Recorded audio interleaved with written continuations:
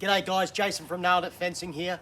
In today's video I'm going to take you through how to install the TruClose self-closing hinges from D&D Technologies.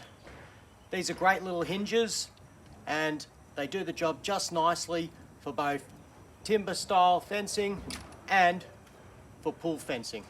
To install these hinges to the rear of the gate frame, find the section on the hinge which has the notch. This will sit on the gate frame.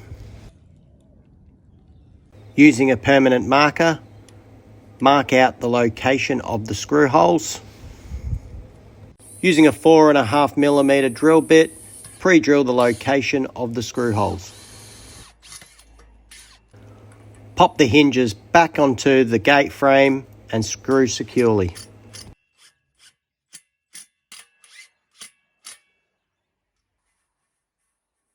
Using a tape measure, mark out the location of the bottom hinge, ensuring that the distance between hinges is 900mm or greater. Repeat marking out the screw holes, pre-drilling and screwing securely as for the top hinge. Now that your hinges are secured to the gate frame, it's time to hang the gate at height. Using a spacer between the gate frame and the gate post, in this case I'm using a fence picket. Place the gate frame up against the spacer, align your gate frame to the height required and clamp the gate frame to the gate post. Make sure that the hinges are lining up flush with the post and gate frame. At this point in time you may need to do some micro adjusting, which is what I'm doing right here. It is also a good idea to ensure that the gap is sufficient for the gate latch you'll be installing. Now that I've got the gate frame hung without any materials cladded on, what I'm going to do is mark all the positions of the hinges, around the hinges and all my drill holes. That way I can take the gate off and then clad the materials while on the ground. If this is a gate for a pool fence, I'll just drill my holes and screw in this position.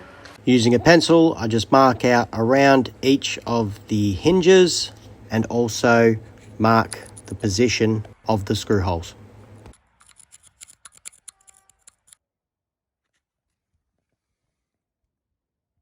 I'll be cladding the materials to the gate on the ground. With the hinges installed, use some offcuts to make sure that the hinges are not making contact with the ground surface. Now for some cladding.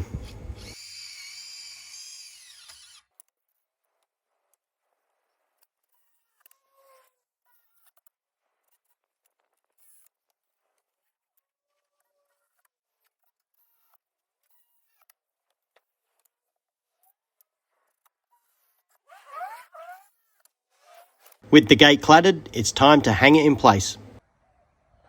Time to pre-drill those screw holes we marked out earlier.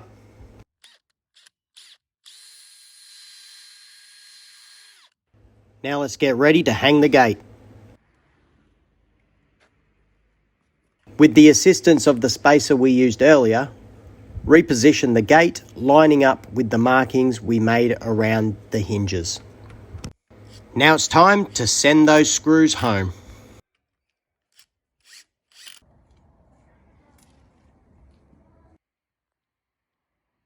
Now that your hinges are on securely, the last step is to adjust the strength of the auto close, which at the moment is just sitting like this out of the box. Now, before you do that, what you're going to want to do is secure your latch first, so you can go check out my other video on how to do that. So I'm going to do that and then we'll come back and visit the hinges. Now with the latch secured, it's on to the last couple of steps. You'll notice at the top of the hinges is where you can adjust the tension of the self-closing mechanism. Using a Phillips head screwdriver, depress the mechanism and turn accordingly. In this case, it's counterclockwise for higher tension and clockwise for a lesser tension. My first adjustment did not cut the mustard. So now it's time to tighten her up again and see what happens. A bit of trial and error goes a long way.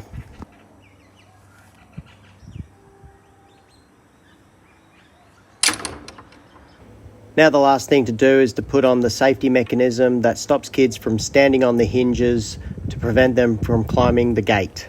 This is especially important for pull gates. And there you have it, guys. That is the TruClose hinges all set up and good to go. I hope this video helps you for when you go to install these hinges. If you have any questions, please leave a comment below. Like and subscribe if you want to see more. And thanks for watching.